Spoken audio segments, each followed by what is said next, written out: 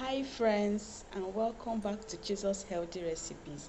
Some days back we started sharing some healthy tips which we broke down into 3 points, and the first we treated was moderation, which is all about being reasonable and not excessive in our eating patterns. So we talked about 3 points relating to moderation, which is no elimination necessary, control your cravings, and stick to your plans. And today we are continuing with our second tip, which is adequacy. But before we dive into today's topic, if this is your first time of joining us, my name is Chizo Adisa, and you are on to Jesus Healthy Recipes. On this channel, you learn practical as well as theoretical tips on living healthy and staying healthy and fit. So if living healthy and eating healthy is one of your goals, you are in the right place. Do well to subscribe to this channel, turn on the notification bell, and also like and share with friends. Thanks so much, and I really appreciate you returning subscriber. You are very much appreciated. Now let's dive into today's topic on adequacy. When we talk about adequacy, we mean your food containing the right balance of nutrients, and this is dependent on your activity level, your age, your gender, your health status, and your physiological makeup. For instance, a pregnant woman will need some certain foods in certain measures, and also a person that is elderly and maybe with a history of diabetes and high blood pressure will have some certain kind of meals he or she must be eating or avoiding. Okay, so that is the basis for adequacy. Now we move on to 10 points that will enable us understand adequacy better. These 10 points I'll be sharing with you was written by a Mayo Clinic certified wellness coach. We'll take them one after the other. Number 1 point is keep your calorie intake to a reasonable amount, and that's all about moderation, as we discussed in our previous video. So it's your duty to find out how many calories you need, and this is in regards to your age, as I mentioned previously, your age, your gender, your health status, your activity level, as well as your physiological makeup. Adequacy of your nutrition should also be in tandem with your personal weight goals. For instance, do you want to lose weight, gain weight, or maintain your weight? I also like to recommend, like I did in our last video, that you could work with a certified fitness dietitian or wellness coach to determine your caloric and nutrient needs. This will go a long way in helping you in maintaining adequacy in your healthy eating patterns. Now we move on to our second point, which is enjoy your food but eat less. Okay, eat less. I've previously made videos advocating for non-use or less reliance on artificial seasoning cubes and all, but I've observed how difficult it would be and how difficult it is for many people to just quit using artificial seasoning cubes, since it's all they've ever known to cook. They've used it all their lives, and it's the only way they've known to cook good tasting meals, and I understand that. So I would encourage that if you insist on using these artificial seasoning cubes, please reduce the quantity and the frequency of your use. This is where moderation comes into play. Remember, we are talking about moderation and adequacy. Okay, so be a mindful eater, not a mindless eater. Now we move on to our third point, and which is to keep portion sizes of food to a reasonable and recommended amount. Even when you are eating healthy, you still need to eat in moderate quantity. For instance, here in Nigeria and in Africa, we eat swallows and soups. So when eating your swallow, it's be recommended that you eat nothing more than your fist, the size of your fist. Anything more than the size of your fist as swallow is already overeating. So if we can keep to this, eating the size of your fist as swallow, they are good. And then when it comes to other foods like rice, use your discretion. Make sure you don't go overboard eating a mountain hill plate of rice or any other such food, including fruits. Anything done excessively becomes a problem. So everything should be done in moderation. Your food portion size must be moderate. This brings us to our fourth point. So now to our fourth point. We are all familiar with these points.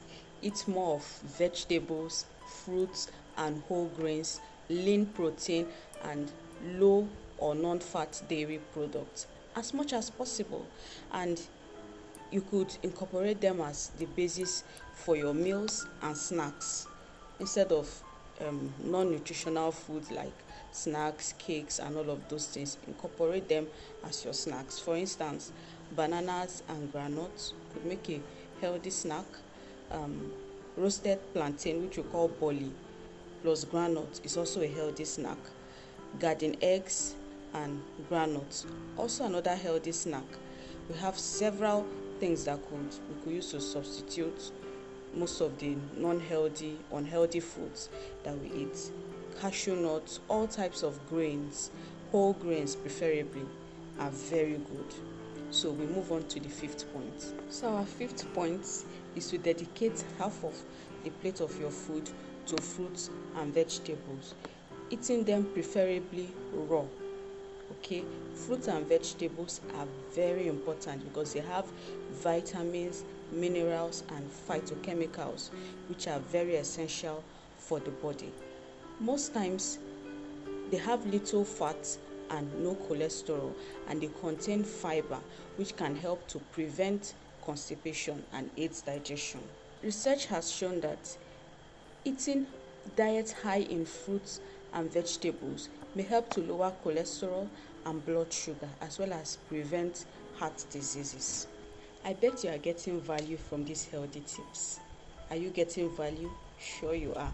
Kindly help us smash that like button and give us a thumbs up. Okay, also subscribe to our channel if you haven't done so, and if this is your first time, please subscribe to Jesus Healthy Recipes. Thank you. Now we move on to our sixth point. So our sixth point is to make at least half of your daily grains whole grains, because they are a major source of energy and fiber, and it will help a lot if we learn to read labels of foods that we buy in the stores, supermarkets, markets and all of that, to help to identify products that are genuinely and truly whole grains. Next is the seventh point, and which is select leaner sources of protein. It will be helpful if you use more of plant-based proteins for your meals and your recipes. Example of animal proteins are meat, poultry, eggs, seafood, dairy products, and while plant-based proteins are beans, peas, soy products, nuts, and seeds. Next is the eighth point. So our eighth point is to cut back on less healthy foods and snacks. Foods that are high in saturated fats, sodium, sugar, salt, artificial seasoning cubes, and all of that. Cut back on less healthy food. Examples include cookies, ice cream, candy, sweetened drinks, carbonated drinks, fatty foods. They provide lots of calories and they do more harm than good to the body, so it's wise to cut back on them. We didn't say stop eating them, we only say cut back on them for health reasons. Our ninth point, also similar to the eighth point, is to reduce sodium. Major component of sodium is salt and artificial seasoning cube intake. Cut back on them. We could also cut down on canned foods, packaged foods, frozen processed foods.